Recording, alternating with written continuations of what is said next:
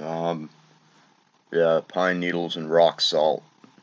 If you can, if you can pull a fucking dingleberry out of your ass with chopsticks, I applaud you.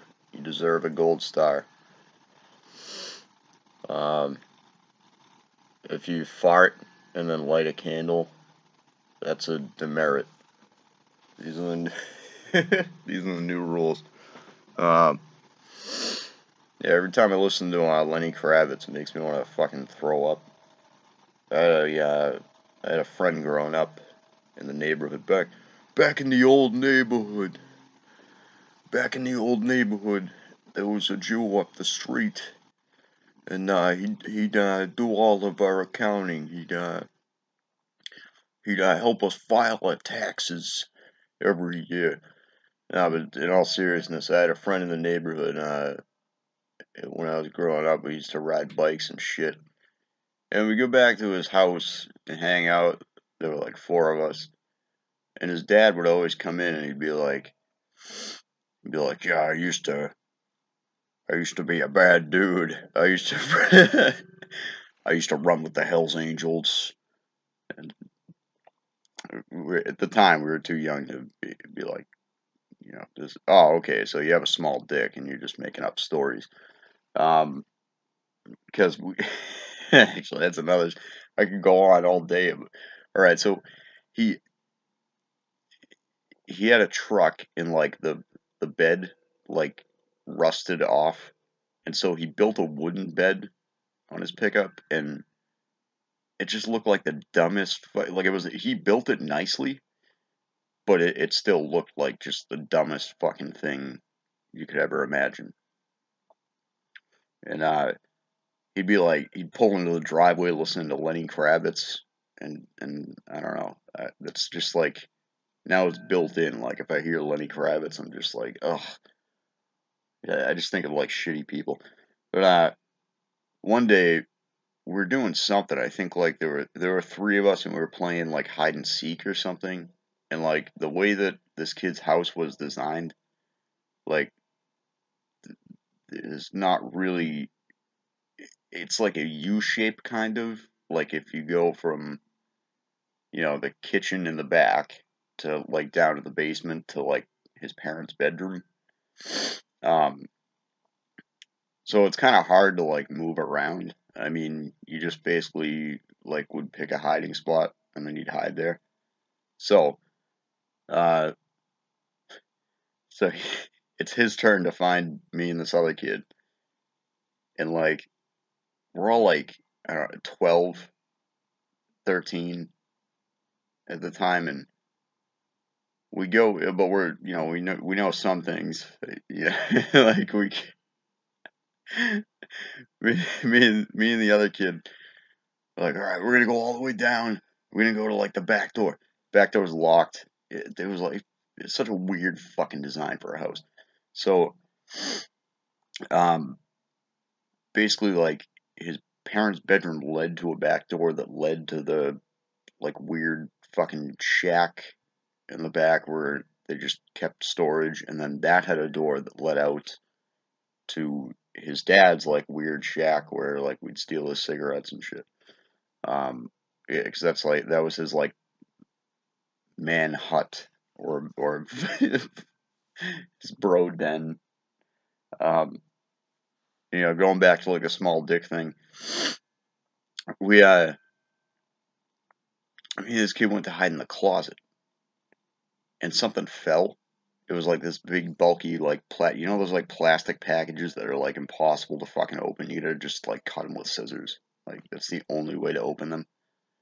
Um, this thing fell, and we're looking at it. We're like, what the hell is that? There's like a little bit of light coming through the slats on the closet, and we we open the closet door. We pause hide and seek for a minute, and we look at this thing, and it's a double-ended dildo. And we just started dying laughing. And the kid whose house it was, he came down. He goes, "What are you guys doing? What's going on? Get out of here!" And we were just making fun. We were like pointing and laughing at him. like old school, just like, "Ah, what are your parents doing tonight?" That was fucking hilarious. Yeah, I don't know. Yeah. There's stories beyond the stories. There's too much. That kid who I was with when that happened, when he moved into the neighborhood, the three of us other kids like were like throwing rocks at him. We're like, get out of here! We don't get out of here, newbie. We don't want you here.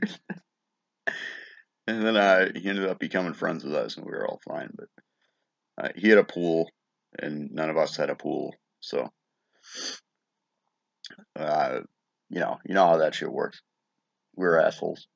Uh, there was another time like we used to all collect GI Joes, so we were like kind of playing with GI Joes in the snow, um, making like mountains and tunnel passes and shit, and like we had the vehicles and everything, and so we were hanging out, and he comes over and he got these like, because at the time like they were coming out with new GI Joes, and we had the old ones because we all had like older siblings,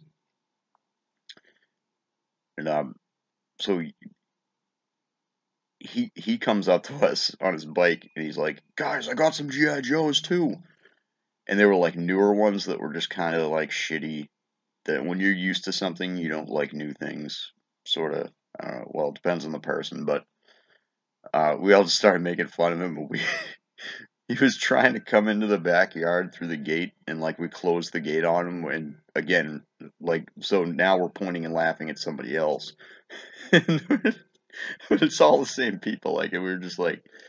We were just like, nah, those aren't GI Joes, dude. You can't come in and fucking hang with us.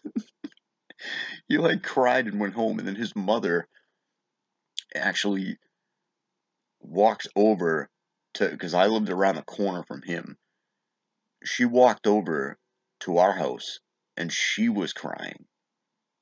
And this whole long, like this kid had like ADHD, and he had a hard time getting along with people. And so like she came over and she was crying because he came home crying on his bike. And she knocked on the door and spoke with my father. And my father doesn't like, he minds his own business. He doesn't invest himself in anybody else's shit. Which is good for him. But he like now he's taxed with this, like because he's standing at the door. He's like, who the fuck is knocking? And nobody's supposed to be here right now. And she's she's crying. She's like, nobody will hang out with my son. And then my father actually talked to me, which was him in rare form. Because he doesn't, he would have just kept that to himself or something. Like, been like, I don't know what the fuck to do, but he ended up talking to me, and I was like, oh. And I didn't think much of it at the time, but then eventually the three of us got around to hanging out with the kid. We were all good friends. Another story,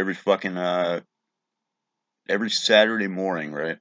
We had no school, so obviously, so like whatever change we could scrounge up, or like if somebody did yard work or something, like rake some leaves or like cut the grass, we just ride our bikes uh, downtown to like Burger King or McDonald's, and we would just grab some food. It wasn't really morning; it was more like 12 or 1 p.m. Uh,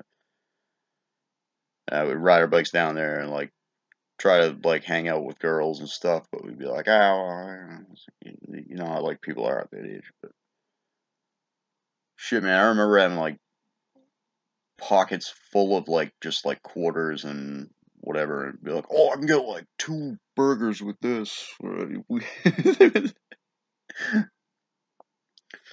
don't know. Now this is turning into like just childhood memories when when life was easier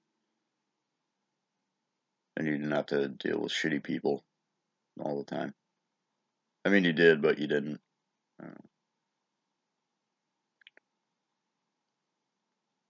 Yeah, things are way different now.